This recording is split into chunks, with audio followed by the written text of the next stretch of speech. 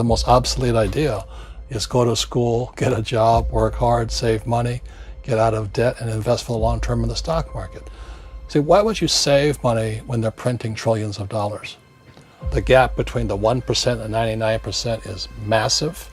You see, it's not just money. You have to step back and look at the bigger picture. So what do you do? In every one of us is a poor person. There's still a poor person inside me. There's also a middle class person, and the middle class person wants security. They want that steady paycheck. And there's a rich person. And they're all inside of us, except that it's not taught. You're taught to go to school, get a job, and get a paycheck. You're not taught to how to get rich. If you read Rich Dad, Poor Dad, my rich dad refused to pay me. He said the paycheck was one of the most damaging things you could take in your life. He says the moment you take a paycheck, you're an employee, and that's the mindset. So my rich dad never paid me. It drove my poor dad, government employee, nuts. You gotta pay people, you gotta pay people. And Rich Dad was not saying that the paycheck was bad. He says you didn't want to be a slave to money. So as an entrepreneur, if Rich Dad folded, I just started another company. I don't need a paycheck. I don't need anybody to take care of me. If my government doesn't like me, I move to another country because they need entrepreneurs there. So the entrepreneur is not so much the business. The entrepreneur is really the mindset and the skill sets and the different set of rules. You see, I don't operate, small business does not operate in the same rules as big business. Entrepreneur is a mindset first, a skill set, and rules. And depending upon whether you're an employee or a small business, the rules are different. The mindsets are different, the skill sets are different. If you could say one thing to somebody who's never been an entrepreneur and they're thinking about making the leap of faith into becoming an entrepreneur, what could you tell them? Well, I'll just tell them the same thing that happened to me. My last paycheck, I still remember it clearly. It was one of the worst and the best days of my life. And I was in Puerto Rico. I was working for Xerox, and my boss gave me my last, it wasn't a paycheck, it was a bonus check. I think it was about $30,000 taxable. It's the only problem with that. So I got this check and I went, holy mackerel. So I was excited, but I was also disturbed. And so this other guy comes up to me, his name was John, and John says to me, he says, you're gonna be back. I said, why? He says, because you're gonna fail. I looked at him and said, look, few expletive words, because that's what he did. He left Xerox, failed, and he came back. And I said, look, you failed and you came back, but I'm gonna fail and I'm never coming back. And that's the attitude. Do you know what I mean? If you say, well, if I fail, I'll go back to mommy and daddy, then that's what you'll do. So if you fail, that's when I became an entrepreneur, because I had no money. I had no money for years. I didn't have a paycheck. But that's what my rich dad encouraged me to do. He says, when you don't have this paycheck, you get hungrier, smarter, and it's a test of your character. Will you become a crook? Will you become dishonest? Will you cheat and steal? Or will you become a better human being? So really, that's the benefit of becoming an entrepreneur, is you really find out who you are when you don't have anything. So you always have to look at the big picture. Too many people look at, well, what's going to happen to me? When you look at the big picture, you're also going to know that when something bad happens, something good's going to happen. But you got to prepare for whatever is coming. If you think next 20 years will be like the last 20 years, you're going to get creamed. When you and I go to the supermarket and we buy a carton of milk, we always check for the expiration date. But most people do not check for the expiration date on their brains. Instead of get out of debt, I get into debt. I just refinanced $300 million in debt. I went from 5% to 2.5% interest. I made a fortune. Every month, more money comes in because my cost of money has gone down. So while some financial experts are saying get out of debt, I'm saying learn how to use debt. See, when I came back from in Vietnam in January of '73, the first thing my rich dad said to me was go to school to learn how to invest in real estate. It wasn't real estate, it was how to use debt and taxes. Debt and taxes make the rich richer. Debt and taxes make the poor, the middle class, poor.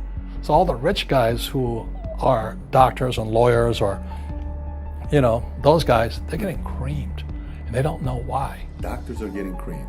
Oh yeah, they're making more money, but the take home is less. Sure. My doctor just yelled at me. He was happy. He says, "Oh, guess what? I finally made $1 million." And I said, "Yeah, this was just 3 weeks ago." And so I said, "Yeah, well, how much you pay in tax?" He says, $750,000 in taxes.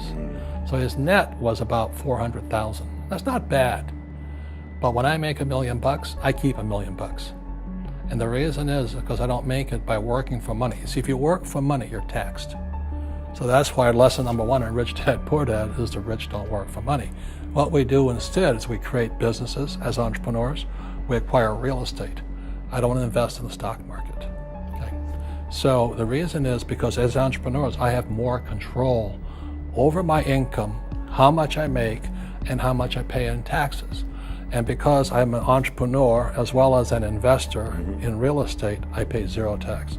So every time I make, let's say, $1 million as an entrepreneur, I immediately invested in real estate and I have a 4-to-1 step up. So I put $1 million in real estate, I get $4 million from the bank. That's why I love banks. But the banks are screwing everybody else, terrible, but it's good for me. That's why you say when you print, it's good for you, but when you print, it's bad for people that work for money. Because when you print, savers get creamed and people who work for money get creamed. When they print, debtors get rich. You see, debt and taxes make the rich richer, and debt and taxes make the poor middle class poorer. When we have obsolete ideas, we get obsolete results.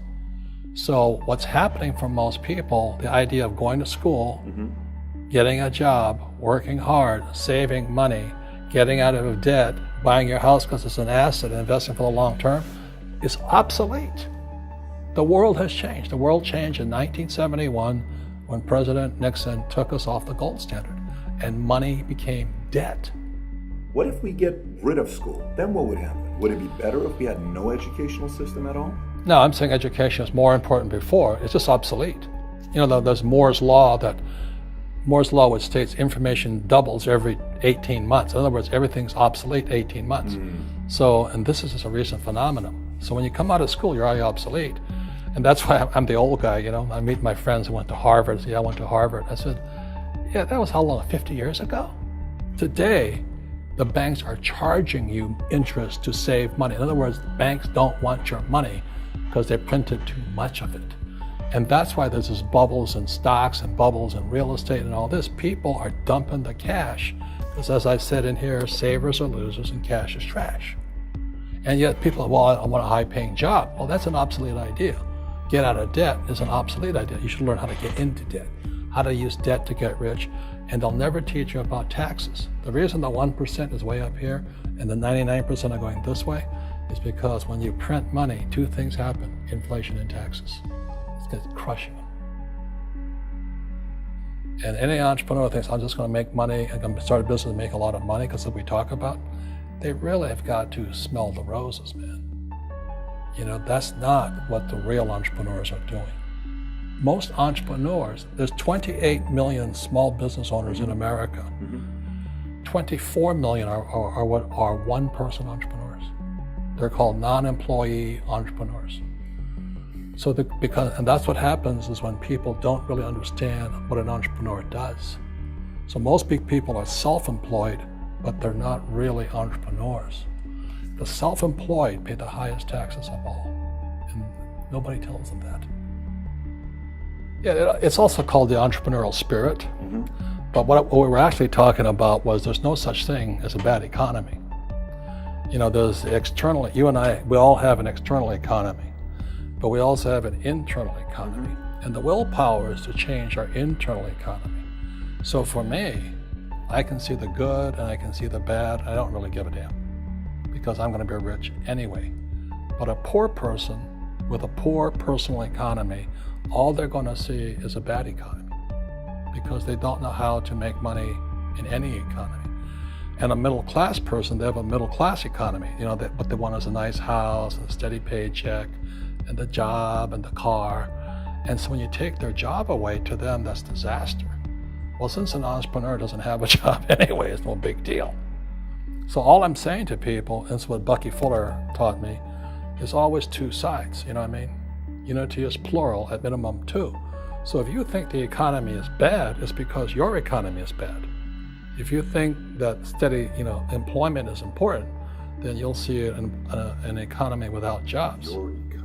Your economy versus the external economy. What you control versus what you can't control. I can control. Yeah, it's called an internal focus versus an external focus. So the real entrepreneur has an internal focus. That if they fall down, they say, "Oh, this is good, because I'm going to go up higher." The average person will fall down and say, "Oh, I'm going to take some Prozac," or somebody has a mistake. So, "Oh, the mistakes don't matter." Well, mistakes matter. It means you didn't know something. But a real entrepreneur, whether they fall down, they always can go up. They can stand back up and go higher. That no matter what happens to them, they get stronger and better and smarter and happier. But a person with a weak internal mindset is that they're so afraid of what happens, it generally happens. Like, people who are afraid of losing their jobs, they generally lose their jobs. You know what I mean? Yeah, so everything you can comes through you. Yeah, so the entrepreneur first job is to control inside here, not outside there. The moment you take that paycheck, you're an employee. You've got to be stronger than that. It's about inside control.